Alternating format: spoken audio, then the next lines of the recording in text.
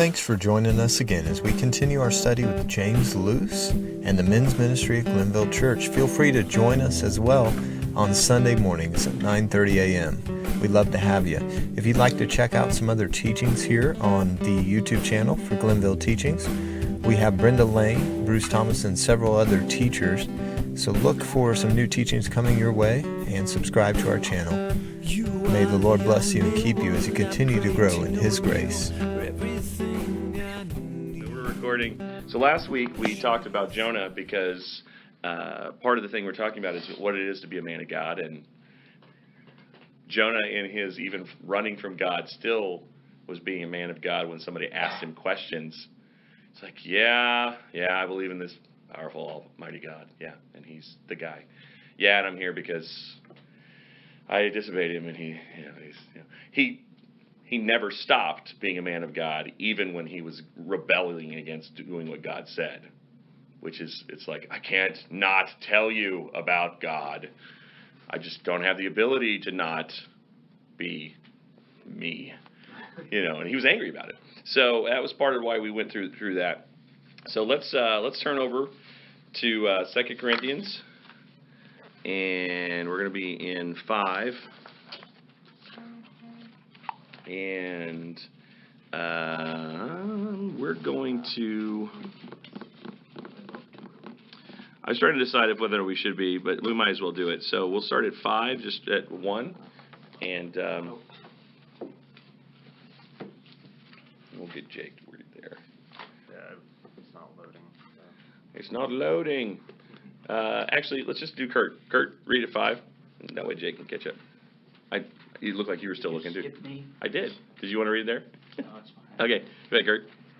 For we know that if the tent that is our earthly home is destroyed, we have a building from God, a house not made with hands, eternal in the heavens.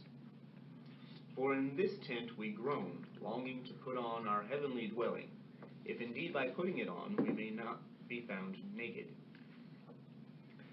For while we are still in this tent we groan, being burdened, not that we would be unclothed, but that we would be further clothed, so that what is mortal may be swallowed up by life. He who has prepared us for this very thing is God, who has given us the Spirit as a guarantee.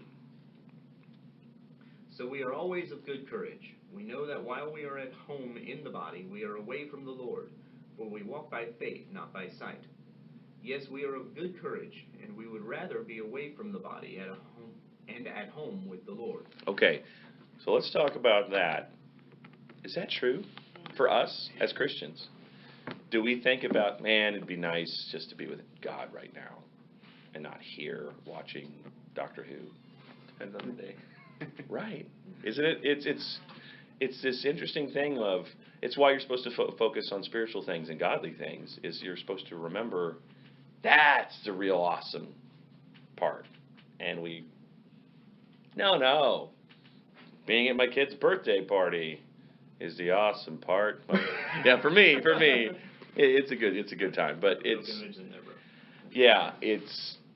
we're supposed to look at it like this is. For we know that if our earthly house, this tent, is destroyed, we have a building from God, right? And it's giving us the metaphor of we got a tent and some shabby clothes here, and we got the building and the place. Big bad wolf, that is the devil. Yeah, exactly. Pops and blows. That's right. Big house by Audio Adrenaline, Well, we can play football. And with a big yard. And we really should be more focused on this than we are. I should definitely be. I don't know where you guys are, but if we're thinking about the eternal heavenly things, a lot of the other stuff falls away. It gets replaced by, this is just a bad day. My car stopped running. I have bills I gotta pay. I got all that stuff. It's like, but you know what? What's the worst thing that can happen? There's some bad things, but I got God on my side, so it's great. And I don't do that. I very much. How do I fix this? My life is horrible, and it's really not. Ever a question I will never ask myself. It's, what's the worst that can happen? You're knocking on wood over all over the place. Yeah, It's true. I learned that lesson a good long time ago. Yeah. What else you got for me? Surely this is as bad as it can get. Right. It's like, no, it can get worse. Thunder. And don't call me Shirley. Yeah.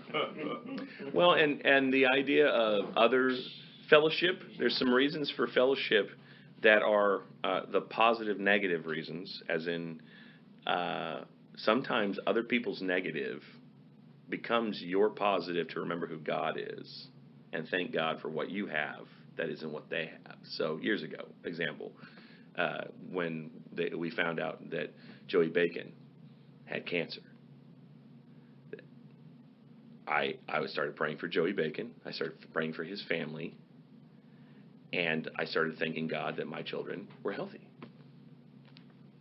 You know, thank you, God. I mean, and that was a week that I was complaining that my van broke down. Yeah, break down my vans. I'm glad my vans are broken down and that my child doesn't have cancer today.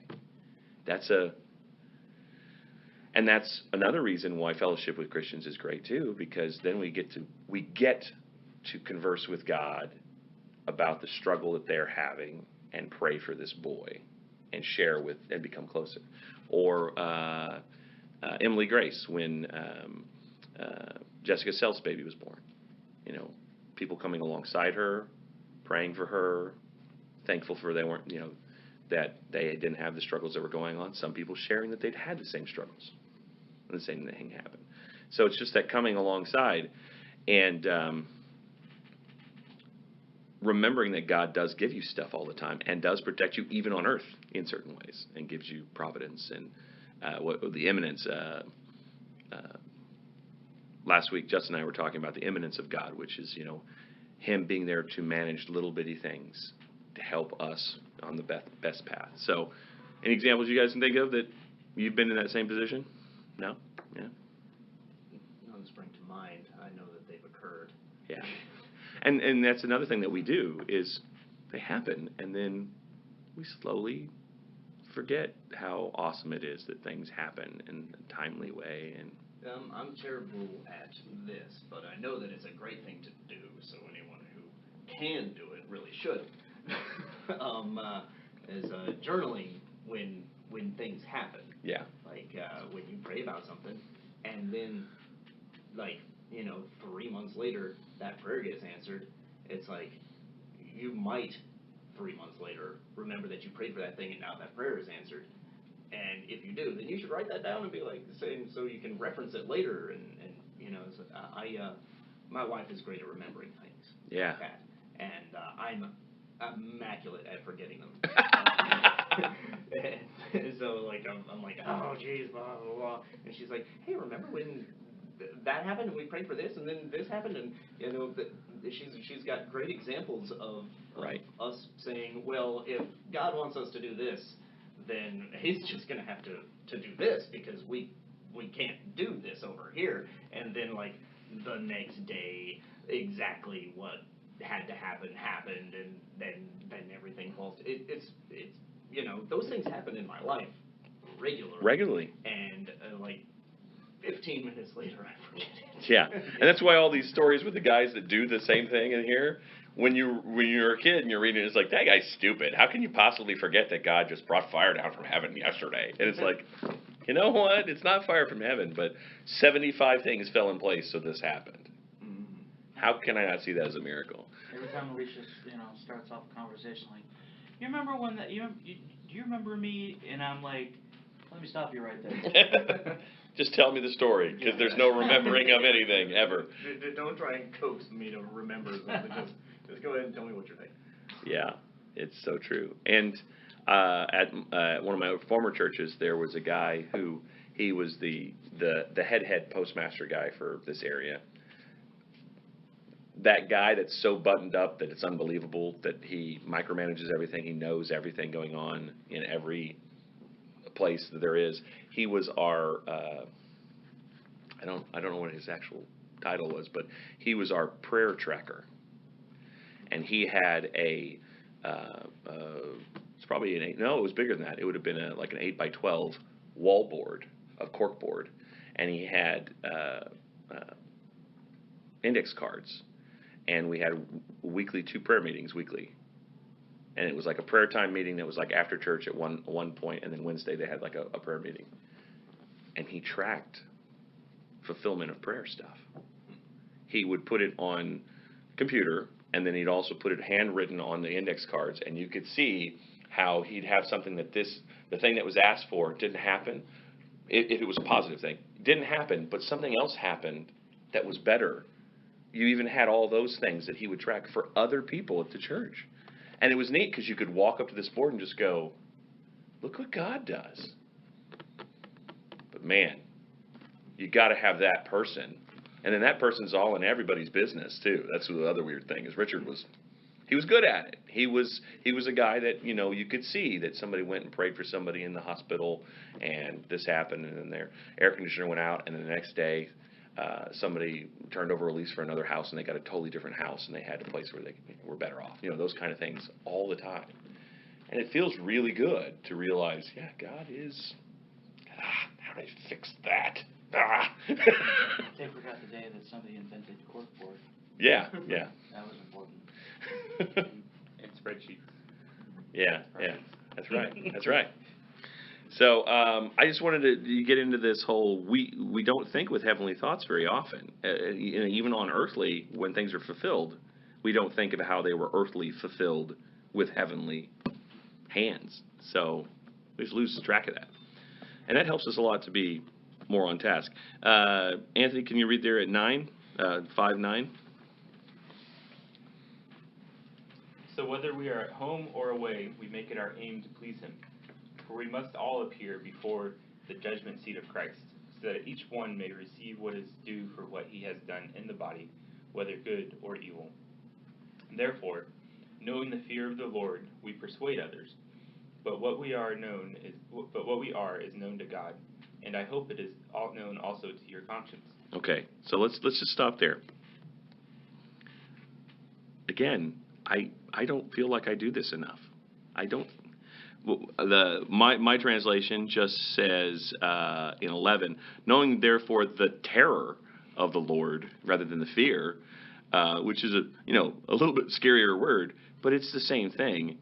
And do we have the concept of my aim is to please him all the time in our heads at all? I like pleasing you, God. You're my buddy. Jesus, you loved me enough to die for me. I think I'll maybe think about pleasing you today. Right?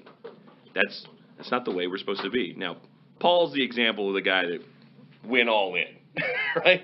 I mean, the guy went all in. Luther, another kind of guy who he was an all-in guy when he was straight just doing the Catholic faith. And when he translated into Reformation and started doing other stuff, he still was that guy that was crazy. I'm going to flog myself until I'm passing out every other night because I'm such a sinner, and you're pretty much not a real big sinner, dude. You're a pretty good guy. But I don't do this enough, and I don't have the fear of the Lord like I should. Every once in a while, I do. It's that moment of, wow, God is, he's God. But we're like what we talked about with the ants on the table. We're like, we don't even think about that guy over there where he could just squash us like a bug, right? We don't. And then every once in a while, I'm thinking, the ant goes, whoa, wait. This guy could totally take me out in a heartbeat. I need to run away. So I'm just trying to, a roundabout way, say we really need to reset, get on the right path of knowing that God is God, and all the things that he does, and focus on him and not anything else. And if you look at the great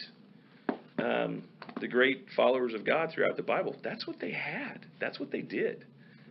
Joseph, I can't sin against God. It's one of my favorite phrases because it's like, sin against God, it's you and this chick and Potiphar. No, it's not. That doesn't matter. God's the only one that really this matters about. Why? God makes the rules. Right? Right now in our society, there are an awful lot of rules that are not God's rules that we're allowed to do. And they're ethical. They're allowed. They're okay to our society. And what do Christians do? Society's rules for the most part, right? Your average, and I'm not saying this is not, I don't have plenty of these people, but your average 25-year-old is not a virgin thinking about the first girl he's going to be with ever in his life. That's God's rules. Praying about that one girl and being the good guy. No, I have had 9 before this. That's our society as a Christian. So what have we done? We've taken earthly rules and earthly things, and we focus on those, and we just completely forget about what God wants for us. That was just an easy example, so I just threw that one out there. All right, so let's turn over to Matthew 10.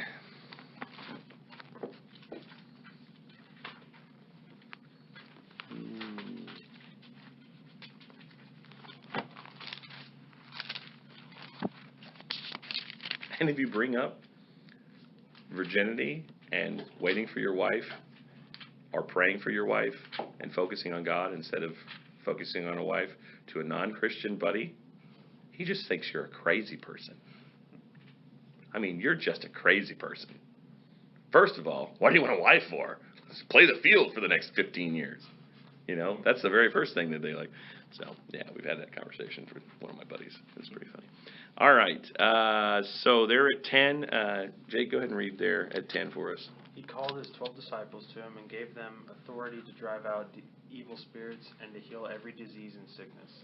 These are the names of the 12 apostles. First, Simon, who is called Peter, and his brother Andrew, James, son of Zebedee. Zebedee. Is it Zebedee? Yes. Yeah. And his brother John, Philip and Bartholomew, Thomas and Matthew the tax collector, James son of Alphaeus. I'm not going to try those two.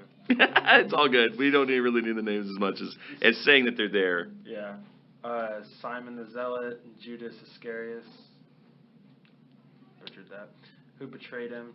Okay, first of all, Judas the scariest. Wouldn't it be better? Wouldn't it be better, to be the guy that doesn't have to have the extra added to the back of your name? Matthew, the tax collector. The poor guy. Was I not a good guy? And what's funny is this is in Matthew's book. Matthew, the tax collector. Just wanted to point out to everybody, tax collector. And then Judas, the one who betrayed. Okay, we know. Spoilers. Yeah, spoiler, you're totally giving it away before we get there. All right, so keep going there. These 12 Jesus sent out with the following instructions. Do not go among the Gentiles or enter any town of the Samaritans. Go rather to the lost sheep of Israel. As you go, preach this message. The kingdom of heaven is near. Heal the sick, raise the dead, cleanse those who have leprosy, drive out demons. Freely you have received, freely you give. Do not take along any gold or silver or copper in your belts. Take no bag for the journey, or extra tunic, or sandals, or a staff. For the worker is worth his keep. Whatever town or village you enter, search for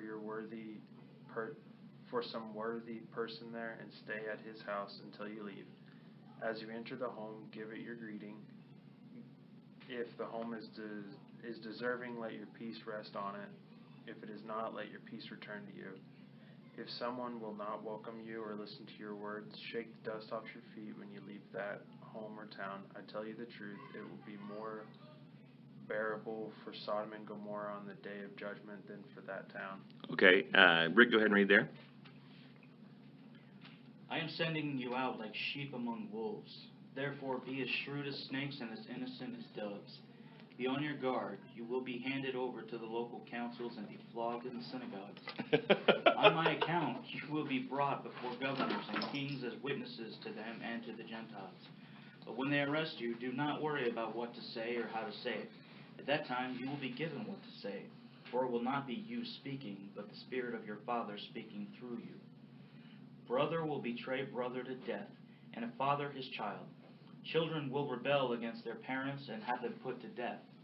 You will be hated by everyone because of me, but the one who stands firm to the end will be saved.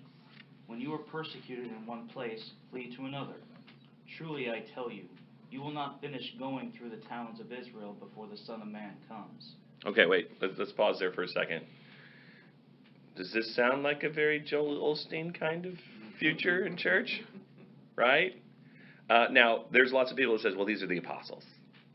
This isn't me. I don't have to do any of this because this is to the apostles. Those people are fools. Yeah. I think you're missing the point if you think that that's... I mean, even if just one of these is true for you as a Christian, all the other things happen because you're a Christian. And as a Christian, you're supposed to share the good news. 100% of them. And it points out when you share the good news, people don't like you. People are going to hate you. They're going to flog you in the streets. This is what's supposed to happen. My and delivery is really soft. yeah, my delivery. I still get in trouble. I still get in problems. And it also gives you a great example of. I know many missionary friends that this was one of the ones that they had to study. This group of verses, because it gets into bivocational, get a job, live with a family that's a good family that helps you establish, and if they're not a good family and they're bad, get out of that house and reset. It's a step by step. This is the little playbook of being a missionary. That's all it is. And how bad's it going to be? It's not, oh, we get to live in the biggest house in the most beautiful place and we get to just talk to the people on our street. No, that's not what it says. It says work a job and be ready to get beaten because you're opening your mouth so much. I don't want to do that. Yeah, like Paul. It's an example of Paul. We definitely lose sight of this in Christian churches and in Christian homes, that this is what our lives are supposed to be more like than just happiness and puppies and roses. Right? Okay. Kurt, go ahead. I'm curious. So, I don't know if I'm so much curious. I'm coaxing a response.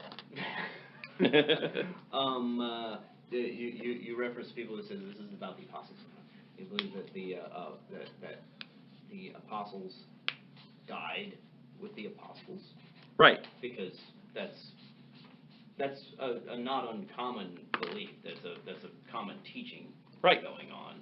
That all that stuff stopped when the last apostle died, the last of the 12 or whatever. Yeah. When John died, it was done. Yeah. Which is funny, though, because there's some people out there that don't believe John ever died. So, hey, we're still doing it. Okay, sorry. But, I mean, it's like, but that's not, no one says that in the book. That's not in there anywhere. Yeah. It doesn't say rule ends here. Yeah. Right. And the little footnote thing that's sitting right here that says the 12 apostles are instructed, right? Kind of is leading towards it's a 12 apostle thing. Well, where does that come from? That's just some guy who put it in there to help us have reference to what that chapter's about. So, is this one of those, this is kind of against that whole don't add anything to the Bible thing? I don't think so. I mean, it's discernment and being able to tell. But still, people can slowly change what things mean and turn into, well, if I'm not an apostle, I'm blah, blah, blah, blah, blah. Verse 5 says, these 12 Jesus sent out with the following instructions. Yeah, it said out and commanded them, saying, yeah. But it might be in a different book. He also sends out 70 somewhere else. Yeah, and then I there's... think earlier than this. Yeah, and then when he does the Great Commission, it's however many that was. So are we changing the rules every time? So this 70 had a certain set of rules, and these 30, and people argue that pretty heavily. There's people of all those lots of different denominations have different beliefs about Christian denominations, about what everyone's supposed to do, and whether or not it's different. Well, maybe he sent out 70, and the only people who were willing to go again were 12. Yeah, it's very true. Very true. So let's read there let's continue reading there, and perfect timing. He bailed on us. See you later, brother. He's like, Anthony, go ahead and read. Oh, never mind. See you later, babe. I'll read there at 24. A disciple is not above his teacher, nor a servant above his master. It is enough for a disciple that he be like his teacher, and a servant like his master. If they have called the master of the house Beelzebub, how much more will they call those of his household? Therefore do not fear them, for there is nothing covered that will not be revealed, and hidden that will not be known. Whatever I tell you in the dark, speak in the light, and what you hear in the ear, preach on the housetops. And do not fear those who kill the body, but cannot kill the soul, but rather fear him who is able to destroy both soul and body in hell. Are not 2 sparrows sold for a copper coin, and not one of them falls to the ground apart from your Father's will? But the very hairs of your head are numbered. Do not fear, therefore, you are of more value than many sparrows. Therefore, whoever confesses me before men, him I will also confess before my Father who is in heaven. But whoever denies me before men, him I will also deny before my Father who is in heaven. Do not think I came to bring peace on earth. I did not come to bring peace, but a sword. For I have come to set a man against his father, a daughter against her mother, and a daughter-in-law against her mother-in-law. And a man's enemies will be those of his own household. He who loves father or mother more than me is not worthy of me, and he who loves son or daughter more than me is not worthy of me. And he who does not take his cross and follow after me is not worthy of me. He who finds his life will lose it, and he who loses his life for my sake will find it. He who receives you receives me, and he who receives me receives him who sent me. He who receives a prophet in the name of a prophet shall receive a prophet's reward, and all who receives a righteous man in the name of the righteous man shall receive a righteous man's reward. And those who gives one of these little ones only a cup of cold water in the name of a disciple, assuredly I say to you, he shall by no means lose his reward. I almost feel like this should be like when the towers fell and they showed the video every day, all day, over and over and over. This should be a group of verses that we read pretty darn regularly to get reminded. Do you love your kid more than you love God? Do you focus more on your wife than you do on God? Do you focus more on your job than you do on God? I mean, you got to hope. Yeah, pretty regularly. Man, I really stink at doing this Christian thing, right? It should be you and God, you and your spouse, you and your children, in that order. That's the way it's supposed to work. And then the very next thing is a servant to all others. And you're not supposed to think of yourself first anywhere in there. You're supposed to think of where your walk is between you and God. And everything else is servant. Forget that. You know, I mean, that's really who we are. For me. It may not be any of you. Now, I have been sitting across the table from different people here, and it's people that are like, no, that's who I am. And I've believed them.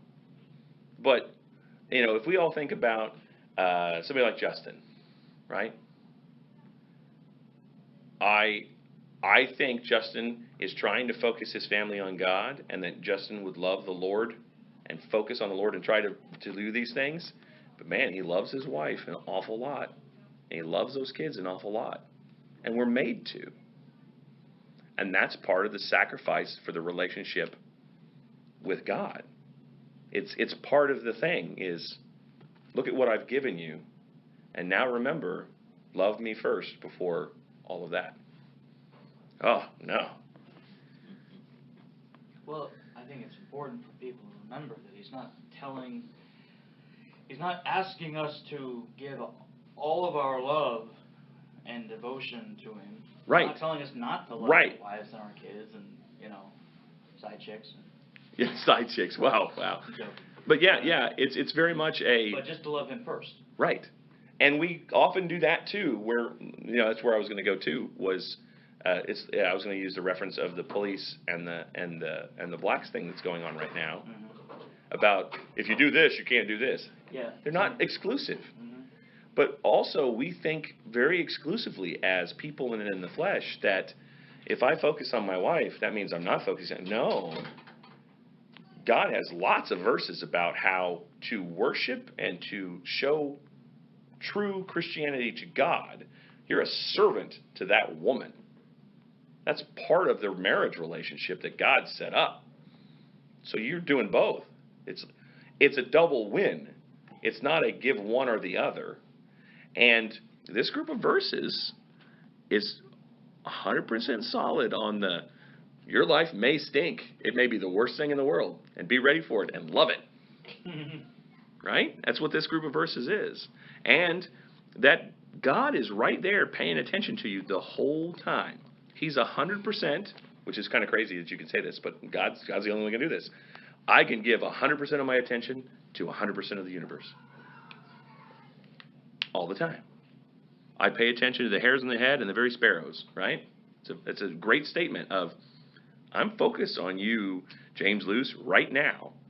And what's the best thing in the world for you and what can help you grow closer to me 100% of the time. And help you in every other way possible. 100% of the time. And I'm like, I'm there for you, God. Oh, just a second. My show's on. Right? Right? And so that's why I like this book, because it gives you just simple places to go to get reminded. The man that God used. This is one of the ones that we use in the prison ministry, and it's what we've been using, and I've been referencing as we go through and adding some things to it. But it's so much simpler when you know where to look again to get reminded of just how off the path you are. And for me, it helps me, right? If it's not helping you guys, let me know. But for me, it helps me to go, man, I'm really missing the mark on this stuff. I'm going to go watch some Joel Osteen videos because those are much easier to stomach. It's much happier. I used to lose him as a rapper. I can't wait till somebody shares that with him somewhere. He's like, man, why do you guys pick on me all the time? Everyone picks on him all the time. So, any thoughts, guys? And then I'll just cry into my monogram towels in one of my 7 bathrooms. I think I'll be okay. Because some guy in Wichita doesn't like what I'm saying. Yeah. You guys have any input on that too, or you find yourself in that same place? Yeah, exactly. Wichita, I wasn't aware they built a village in Wichita. My servant's dog quarters are there. It's so wrong. So wrong. I live that. I used to the guy described here is like who I was for a while, and then like right. I had more kids and a lot less money, and life is hard and things are terrible a lot, and that stuff is supposed to sort of turn us toward him, but instead it sort of, it's just kind of like, what do I do about this? Yeah. God doesn't say, hey, sit around and wait for me to fix everything for you. Yeah. And striking the balance between God's provision and my involvement in that situation is like incredibly difficult to figure out. Yeah. The balance. Like how much of this is me, how much of this is him, because I can't just check out and wait for him to fix everything. That's not what he says. It's in there somewhere. I'm not sure where. Well, and he goes back to the patience and kind. If you go back to the Old Testament, or if you go to any of the stories of people when they're really messing up, he gives you an awful lot of time. He gives you a lot. I mean, it's not like he goes stomp you out right now because you messed up here. It's a lot of, okay, I'm going to be patient with you, and I'm way more patient than anybody else you know. I give myself, and probably him, very little time. Right. It's like everything is like, everything that's happening right now is the rest of my life is falling apart right now. Right. It's like the entire future hinges on what I'm having for breakfast today. Yes. It's like, if I don't eat my breakfast, I don't get my energy for work, and then I get fired, and then my family starves to death, and then Yes. I concur wholeheartedly. But I need to leave. Yep. We all need to go. Go run the camera. Thanks for joining us again as we continue our study with James Luce and the men's ministry at Glenville Church. Feel free to join us as well on Sunday mornings at 9:30 a.m. We'd love to have you. If you'd like to check out some other teachings here on the YouTube channel for Glenville Teachings, we have Brenda Lane, Bruce Thomas, and several other teachers. So look for some new teachings coming your way and subscribe to our channel. May the Lord bless you and keep you as you continue to grow in His grace.